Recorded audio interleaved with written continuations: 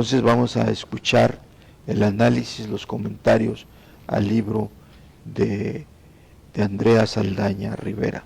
Adelante, Cato Borges. Pues es que así son las cosas, licenciado, siempre palabras inmerecidas, pero se agradecen porque vienen de un muy buen amigo y colega en estos afanes, no solo literarios, sino también educativos. Y chutagoleros. Claro, chutagoleros también, compartimos también esa pasión por el fútbol. Y bueno, ahorita dije yo, estos afanes educativos, me fascinó el análisis del licenciado Rocha.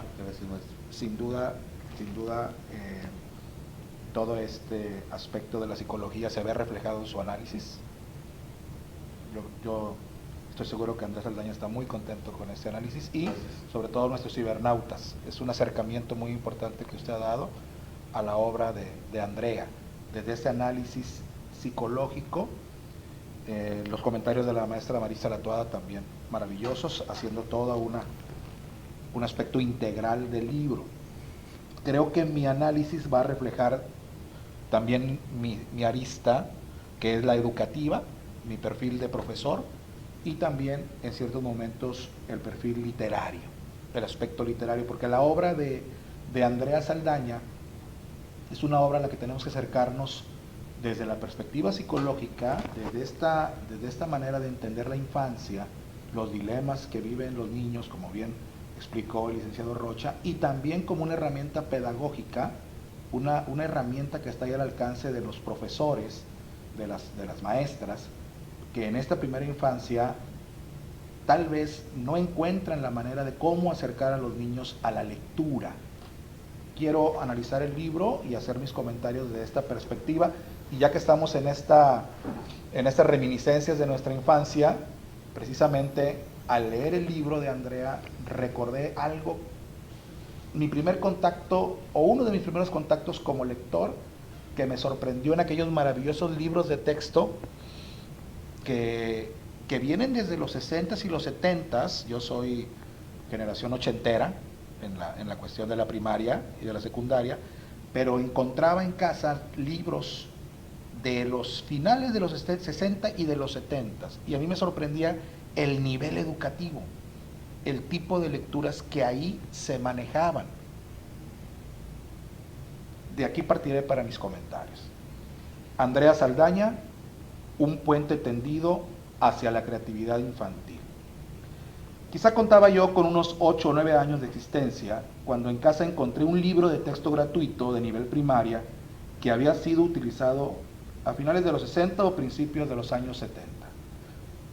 Corría el año del 83 e imagino que alguna reforma educativa atravesaba el país con sus cambios de planes de estudio, asignaturas, polémica por insertar tales temas o no en los libros de texto, etc. La historia de nunca acabar en nuestro sistema educativo, siempre renovado y siempre obsoleto, siempre inadaptado a una generación de infantes y jóvenes que son ya el futuro, educados con la visión del pasado, esa que dictamina cuáles son sus límites y hasta dónde pueden desarrollarse cognitiva y emocionalmente.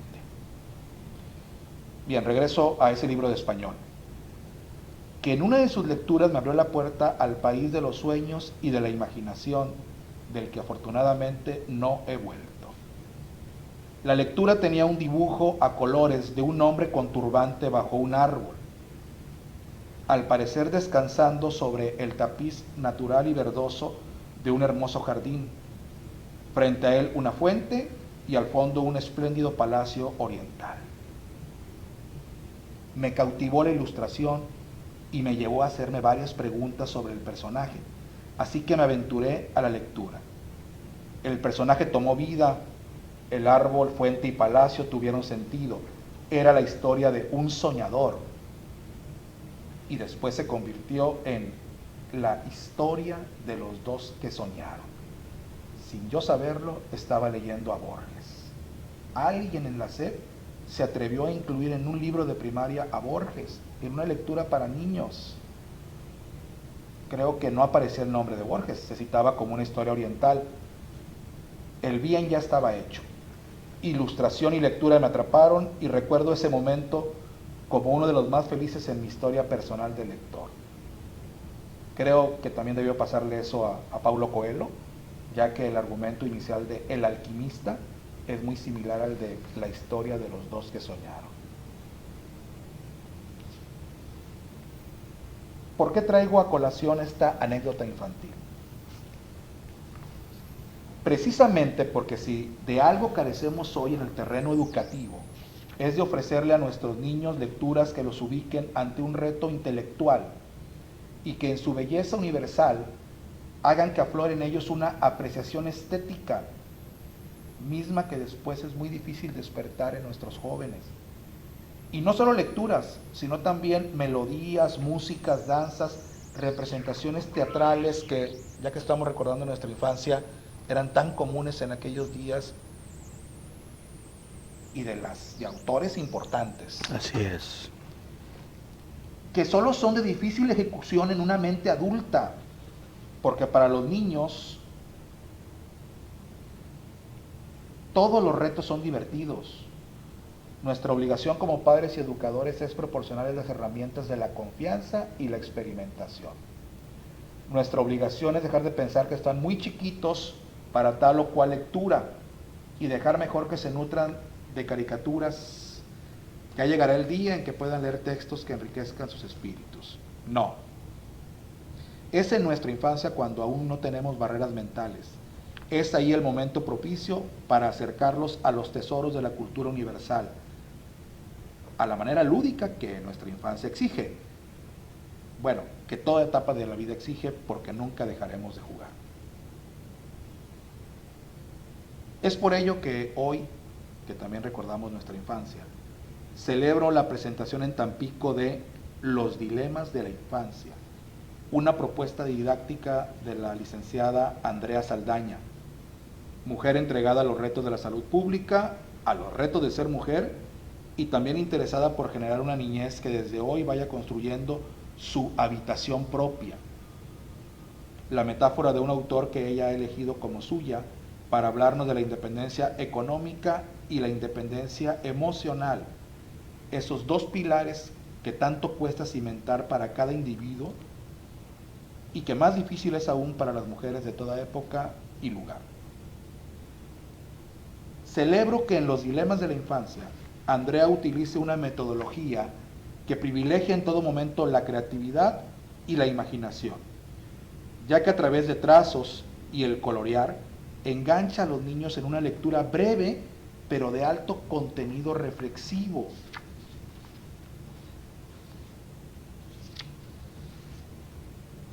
Y es aquí también el dilema al que como educadores nos arroja Andrea.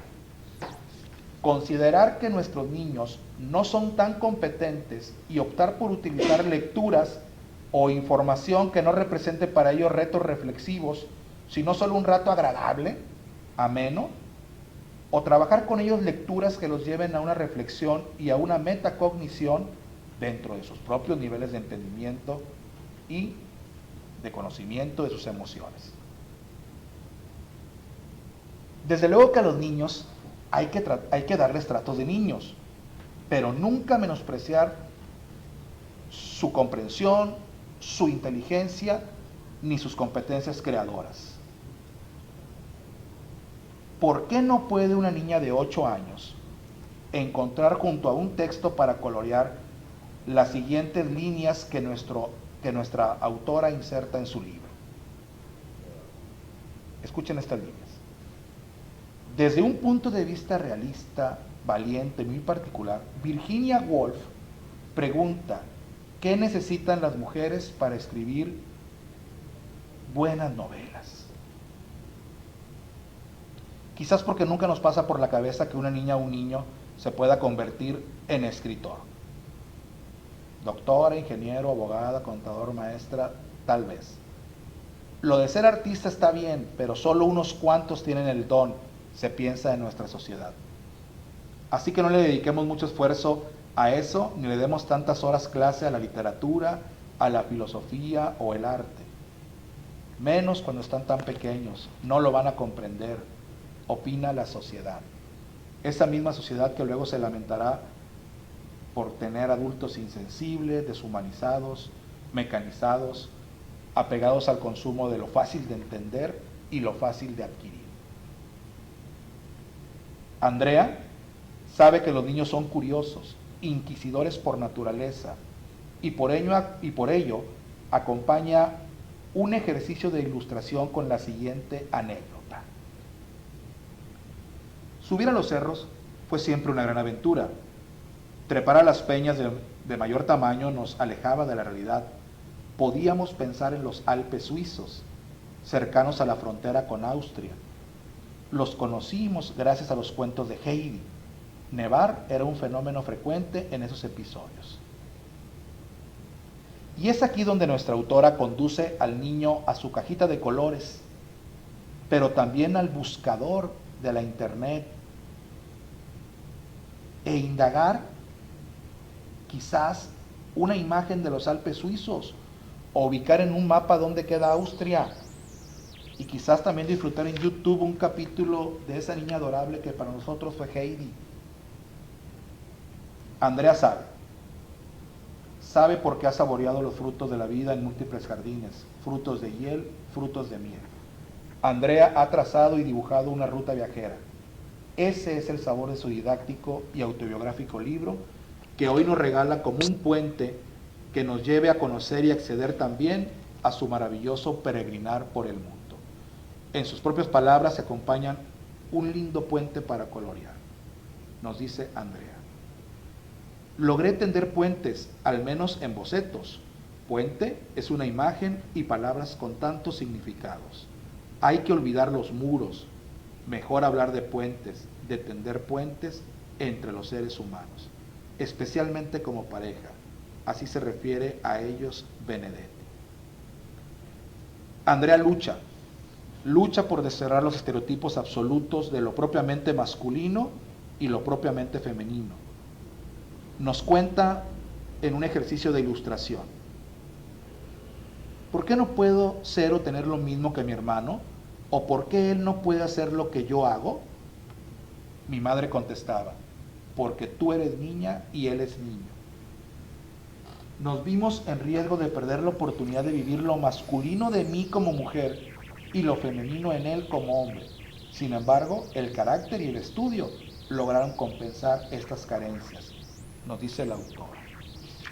Ya para terminar, Andrea sueña y nos invita a soñar en su libro con unos lindos versos de Borges, que entiendo que también Andrea lo valora, versos que ella pone en una ilustración.